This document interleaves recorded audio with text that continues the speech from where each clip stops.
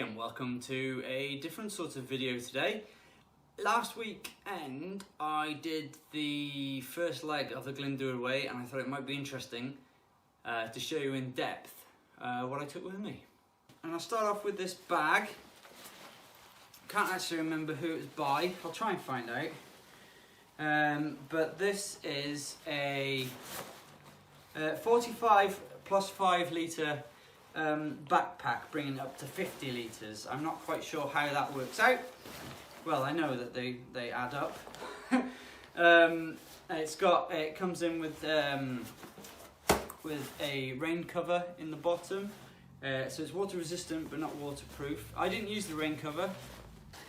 What sort of material it is? It's quite a fine weave. This is brilliant. I use it for camps all the time. I manage to fit everything in usually. It's all good. We've got deep pockets on the sides. We've got straps to hold long things in. There's these loops which I think are for walking poles. That's what I used them for anyway. Well, those two anyway. And then I had my tripod in that side, which I didn't end up using, so I could have saved some weight there. Lots of ways to strap things onto the outside as well. I've strapped a tent onto the side before now, like a bedroll just above the shoulder straps, and on here I've had another bedroll actually. So, or I could put a tarp on there. It's all very good. Lots of pockets in the top here. So this top pocket here, I like to keep this time I kept my water filter, but just something that I want to be able to get at quickly. On the inside there's another pocket, and here I tend to keep my batteries and things for all my recording equipment. There's a very deep main pocket with elasticated envelope here. That's where I kept the hydration bladder. Pocket on the front here for I put the first aid kit in that this time, but just for things that you don't want to be rooting around for. And then on these hip supports there are two more pockets. I had a few bits like a recording equipment and a light and a torch in there. I really like this pack. It's very comfortable. There's a sternum strap here with a buckle that doubles as a whistle, so if you get into trouble, I suppose. And then you've got the hip straps as well.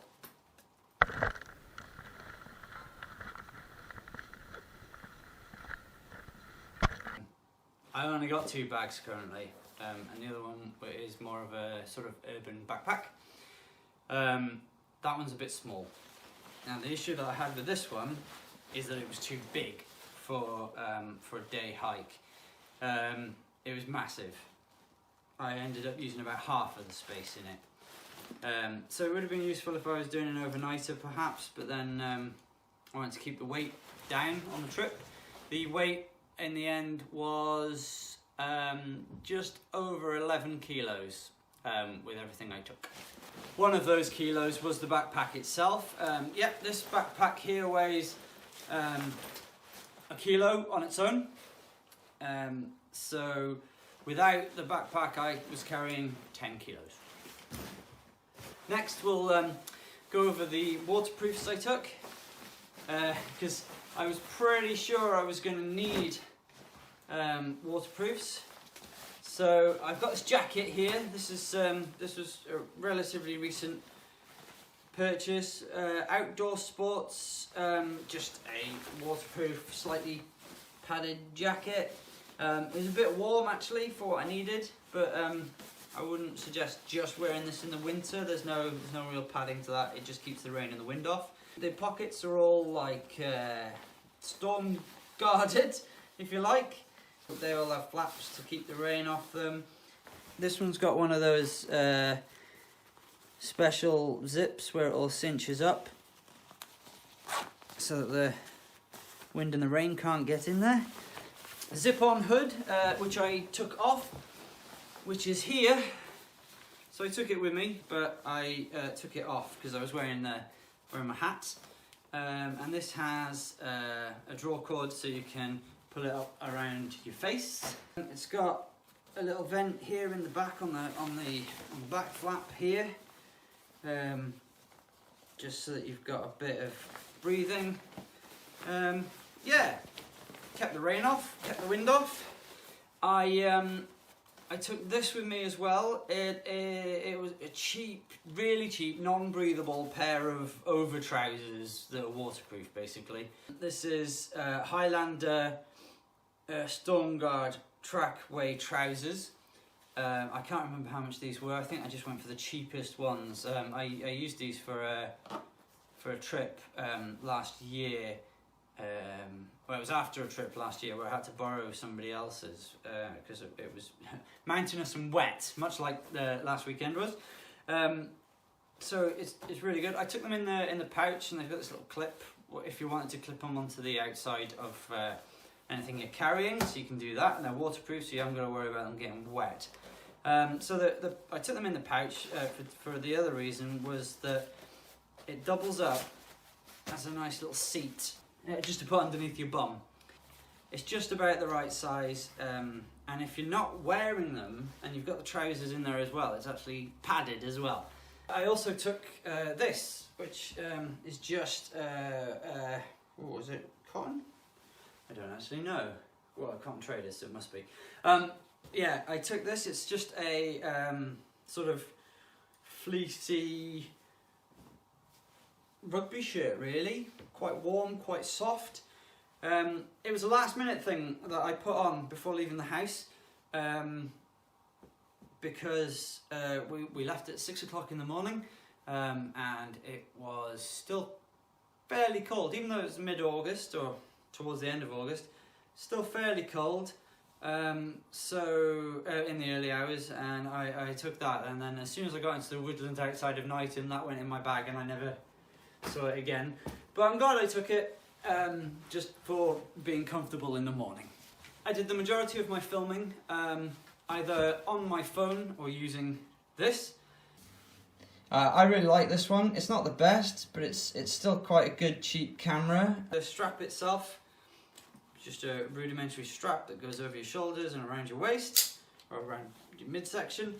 And on that, which came out of a £10 accessory kit, and on that I've bolted on the waterproof case that came with the camera itself. This came into its own on top of the mountain when it was raining and it was too wet for me to have my phone out. Also on top of the mountain, it was too noisy for me to have my phone out because of the wind. Now, because this is encapsulated in a waterproof case, it usually means that the audio is unusable. But it was actually, you could still hear the wind a little bit through it. It was that windy, but it was a godsend that it was in there. And again, the waterproof case kept the rain off. So yeah, very good. Glad I took it. Right, now we'll go over the items that I carried on my person. So it wasn't a lot, but house keys, car keys, which of course you're going to take with you. Wallet. Again, and phone. I had these, they're Ration X sweets. Yeah, they're just cardboard sweets, really. I also took, and advise if you're going to do any of the trails that you do have a guidebook. I took the Glyndwr Way guidebook. Gives you instructions and little map fragments so you can see roundabout where you are on course, some illustrations and map pieces to look out for. Have a guidebook. Maps. I printed out in a plastic wallet to keep the most of the wet off. It's been a week since and this is still a bit damp. But yeah, these are the printouts that I got, that I printed earlier in the week, so that I had an idea of where I was trekking. I zoomed in on Knighton because I wasn't sure how good the path was going to be. If you go on, use the web browser Bing, I think that's the one. When you're looking at maps, you can get your aerial views, like your satellite views. You can't, where I was looking, street view it. That's very much Google in this area. But you do have the option to flick it onto Ordnance Survey, which was useful seeing as I don't actually have the maps. The final item that I took with me was this. It's a cheap USB waterproof rechargeable torch. I think it was 2 for £12. I don't know the brand. I don't even know if it has a brand. Button on. Press again for not so bright. Then again for strobe. And then again for off. That and the zoom for focus is about the only function really. A little bit of advice for you, because there's no locking on this torch. If you want to keep it so that your torch doesn't turn on in your bag, turn the battery around, or you can insert a bit of plastic. But it's very good because you don't want your torch on wasting the battery when it's in your bag, and then when you come to use it you can't because you've wasted the battery. So there's a little tip. I took 4 litres with me, which was too much, I'll be honest. I'd read somewhere that it was, because it was an 8-hour journey, I'd need 4 litres of water, which was wrong. I don't think I got through 2, including the amount of water that I used to make my meal. This is just a standard cheap, there's a theme, cheap water bladder, probably the cheapest I could find, to be honest. Everything tasted a little bit plasticky, but it was okay. It's just a top fill jobby here. So if you hold it via this handle, actually I found if you held it from here it was easier to fill. And on my backpack strap there was a little holder, which I assume is for this. So I used that just to hold the thing in, the tube in place. You've got to be quite careful with these, because you can't get all the water out of them, and when you come to store it, well, it's not very good to use like still stagnant water ever, because of the bacteria and things in it. So my friend Graham suggested that you store it in your freezer. The hydration bladder that I have is goods to -20, so storing it in the freezer shouldn't be a problem. Another item that I took was this. It holds a litre. It's a triple tree 304 stainless steel, whatever that means. It actually comes with a carabiner which lives on my rucksack. This I stored in my backpack because I had plenty of room for it. It's single skinned, and the reason for that being that once I've taken the lid off, I could then put this in the fire and boil water if I wanted to on a camp. So this is the one in question. It was menu D there. Meatballs and pasta. So in here is it's supposed to be a field ration, so it's not a 24-hour ration pack. There's less food in it, but it should have been plenty for my trek, and to be honest it was, although I was glad of a hearty meal when I got home as well. Dessert cake, that was orange flavour. Snack bar, which we know is cookies and cream. Boiled sweets. Soft sweets. Not found the soft sweets clearly, but I saw some mints. A powdered drink, that was also orange flavour. It's basically powdered Lucozade that you drank out of its own pouch. That was the food. Out of the items that I took and used, I did want to use these and I needed them. I didn't want to use them before Glyndwr, but I knew that downhills would be my downfall on this trip. So there we go. These, again, are relatively inexpensive ones. I think I got by Trekrite, aluminium. So titanium is more expensive, but it is lighter. Also for this trip, I thought it'd be a good idea to get some luggage scales. So if we strap this around here, I'm curious to see how much these weighed. So just over half a kilo. They did come with a little case to keep them in. I tend not to bother using that if it's going to be going outside of my backpack. The same reason why I didn't take the case for my tripod is it was on the outside and water's not going to do them any damage. So yeah, that's everything we used. Now let's move on to everything that I could have left behind. Firstly, as mentioned, and I'll use this one with me because it was 2 litres of water that I took that was too much. So they can go there, but I took the Sawyer Mini squeeze system. I've given up since the camp of using a rigid bottle. Just going to use this one here, which holds 16 ounces, which I guess is probably about 500 ml.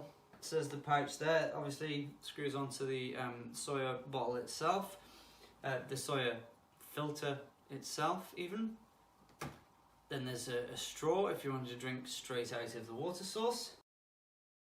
And the backwashing syringe, which arguably I didn't need to take.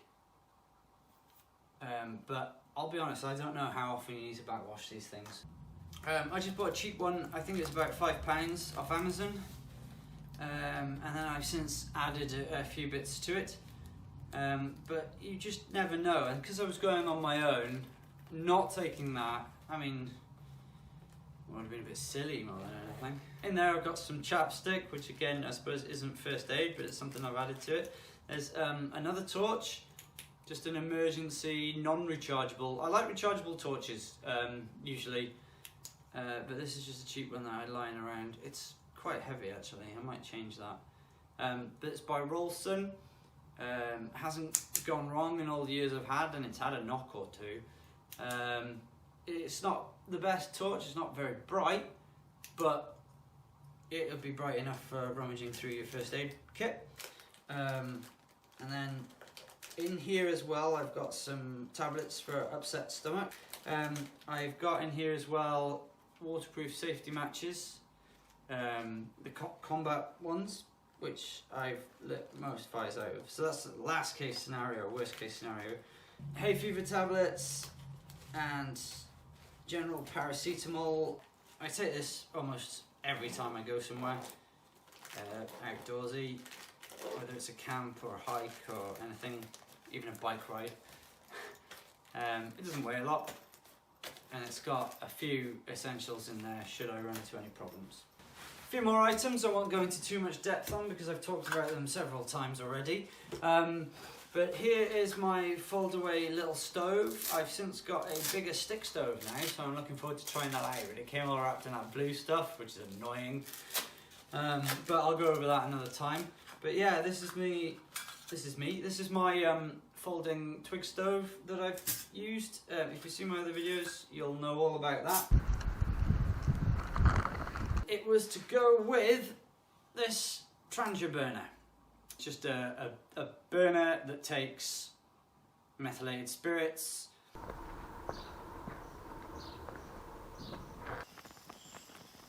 That's quite the fierce boil. For my beverages, so I took quite a lot of things so I could have a hot beverage, which I didn't end up having. So, although in winter that would be very useful. I have got here my Lysander cup. Inside there, I tend not to drink out of this because it's hot on your mouth. And if it's just been in the fire, there's usually a flavour to it that's not so great. But I use this folding cup. Finally, to do with my tea preparation. Yes, I know, I took a lot of stuff, didn't I?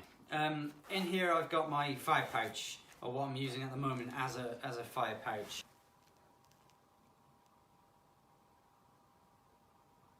Got my ferro rod, which chucks sparks using the striker. That's very handy for lighting the methylated spirits. I took this compass. It doesn't weigh anything, it's very cheap. I could have used the compass that's built in on the phone, but redundancies, and like I say, it doesn't weigh anything, and it's no bigger than a 50p really. Like I say, I didn't use it, but it would have been handy if I got lost. Tissue paper, not just for runny noses, and I'll leave it at that. Didn't use them for anything though. I also took this. I tend to take this everywhere with me as well. It's a handy little light for reading with at night. It's quite powerful as well. Takes 3 of those like button-shaped batteries. Are they LR44s or something? I forget what they're called. That's a Lumo light on a carabiner. It's quite good. You can just clip it to the outside of your pack. It also has an SOS whistle, which is a lot better than the one on the pack.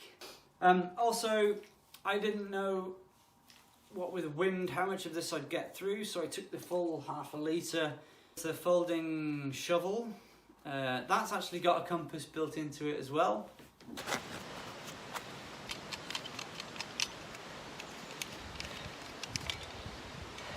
And the last item is this. You'll have seen me use the Olight head torch on the last camp, and that would be my go-to. The only reason I took this was, one, I didn't think I'd need a light, because it wouldn't have got dark for about 4 hours after I finished, but you never know. If I'd have got lost or trapped or injured or delayed or whatever, and it's getting dark, it might have been useful to have a headlight. There's the main beam, there's a dimmer beam, there's a help me strobe, and there's also an infrared. So I don't know what use that would have. Oh, it's infrared for on and infrared for off. That's quite nice actually. So while you're working, you don't have to fumble around to try and find your power button. You just wave your hand in front of it and it's off. And then, oh, you need it back on? Wave your hand in front. I like that, that's a good function. I've tared the weight of the backpack on the luggage strap now, and I could have saved myself 3.5 kilos. Roughly. So that was everything that I took with me that I needed or didn't need for the Glyndwr Way Part 1, so I'll know for next time. Obviously, if there's no chance of rain, although this is Wales, I won't need to take the waterproof, so I'll save there.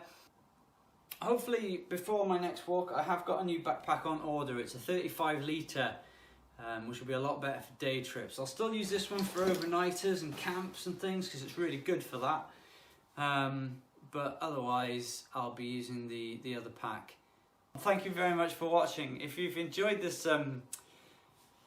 pack review video, then leave a thumbs up. I won't do this for everything I do. I just thought it'd be quite interesting to show you and showcase some of the gear that you may not have seen before as well. So thank you very much for watching, and I will see you in the next video. Goodbye!